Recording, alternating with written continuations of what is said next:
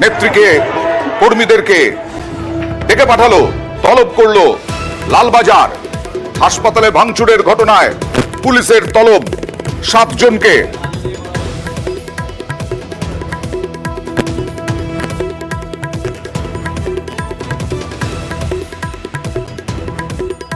নিশ্চিত যাব, তবে আইনজীবীদের সাথে পরামর্শ করে। কারণ যে পুলিশ বডি লোপাট করে দিতে পারে, যে পুলিশ সিসিটিভির ফুটেজ লোপাট করে দিতে পারে, যে পুলিশ আরজি করকে ভাঙাতে রক্ষা করতে পারে না, বাথরুমে ঢুকে বসে থাকে, যে পুলিশ নার্সদের কাছে জোড়হাত করে বলছে আপনার চুড়িদারটা আমাকে দিয়ে দিন, আমি পরে নি, যাতে আমাকে কেউ না দেখতে পায়, মারে, সেই পুলিশকে তো বিশ্বাস করতে পারছি না।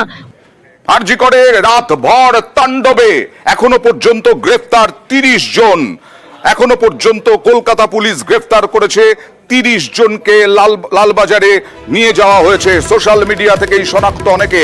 গত 2 দিন সোশ্যাল মিডিয়ায় অভিযুক্ত চিহ্নিত করার আবেদন করে পুলিশ। আজ ফের ধৃতদের ছবি দিয়ে পোস্ট পুলিশের। ধৃত 2 জনের ছবি, নাম দিয়ে পোস্ট।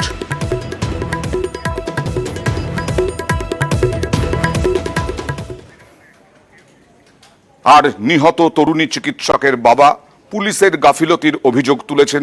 সিবিআই আশ্বাস দেখিয়েছেন। মুখ্যমন্ত্রী যে পদক্ষেপ করছেন তার